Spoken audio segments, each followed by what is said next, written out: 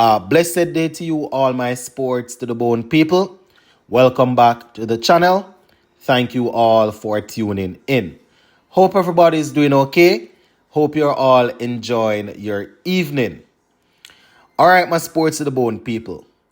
So, with the West Indies test team all set to take on Australia in their next assignment, we see where once again past players have voiced their concerns. They are basically saying, listen, the youngsters need to make sure that they are contributing to West Indies cricket. They are saying that it's good that they are able to earn from what they are doing, but they should look to strike a balance. So I have an article here that I am taking from the Sportsmax website. And we see where Sir Viv Richards, Michael Holding, and Curtly Ambrose were speaking on the topic. So gonna be going through this article. Just give a listening ear, my people, and bear with me as I read through. So the headline says, Windies legends urge players to balance financial success with passion for team glory. So the article starts and it reads, while recognizing that players must earn a living from their craft, legendary West Indies cricketers believe that performances at the international level should also reflect passion and commitment toward the success of West Indies cricket. Michael Holding, Sir Curtly Ambrose, and Sir Viv Richards all emphasized that during their playing days, motivation came not just from individual achievements, but from success, even when financial rewards were far less than what players earn today. However, they believe that the rise of franchise cricket and the T20 format has shifted many players' focus from team first to an individual mindset, which has negatively impacted West Indies cricket. Holding the Jamaican pace bowling great nicknamed Whispering Death, took 249 wickets in 60 tests and another 142 in 102 ODIs. He said his primary goal was always to get West Indies team over the finish line rather than focusing on personal milestones. So this is Michael Holding now, and I quote, people always ask me why I stopped at 249 test wickets. What's the difference between 249 and 250? That doesn't help anybody. If that one extra wicket would have won us a test match, then fine. But the important thing was, and continues to be, West Indies team and what we can do to win and help West Indies team and West Indies cricket. Not so much the individual, because the individual glory comes along. End quote for now. And there's a Holding said on the Good Morning Jojo Sports show recently. Very interesting, my people. It's very difficult to get Michael Holding to speak on West Indies cricket these days, so I might have to look and see if I can find that interview. All right, the article continues and it says, Antiguan Ambrose, who terrorized batsmen for over a decade and finished his career with 405 test wickets in 98 matches and 225 wickets in 176 ODIs, echoed similar sentiments. In fact, while he acknowledged that players should take advantage of financial opportunities, he warned that personal wealth should not outweigh the honor of representing West Indies. This is Sir Curtly, and I quote, I don't mind guys making money, no.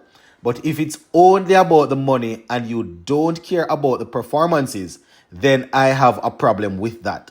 You must take pride in your performances and in representing your country. If it's all about the money and you don't give a damn about the results, then I have a problem with that. End quote. The article continues and it says, Meanwhile, Richards, one of the greatest batsmen and most successful captains in cricket history, credited the team oriented mindset of the dominant West Indies side of the 1970s and 80s for their long reign at the top. From an individual standpoint, Richard scored 8,540 runs in 121 tests at an average of 50.23, breaking Sir Garfield Sober's record as the leading West Indies run scorer at the time. He also amassed nearly 7,000 ODI runs. All right, let's go down into what the Master Blaster had to say now. So this is Sir Viv, and I quote, "At any particular time, when the team was down, anyone could have brought it back. What I think we should all think about is the captain. What I think we should all think about is the fact that it was such a team effort. Everyone made a contribution, and when you have that, it's good." Right? End quote. As we know, he captained West Indies Test team in 27 Test wins in 50 matches, losing only 8. Right? Let me go again. So, Richards, who captained West Indies to 27 Test wins in 50 matches, losing only 8. So he went on to say, and I quote, sometimes you look at individuals and expect that this one is supposed to be doing more and whatever. But this was shared around, talking about the work back in this day, which was so important to the team. And this is what I think it was all about, end quote for now. So once again, my viewers and subscribers, we see former players coming out and, letting it be known that, listen, it's all good that the players, they are making their money. And we all know this. This is what they do for a living. None of us will just get up and go and work without getting paid because we want to entertain people. They are entertaining us and we appreciate that, but they are working. So obviously we have to use common sense and know that they want to capitalize. You understand? But coming through a system that would have helped you from the under 14 coming right up.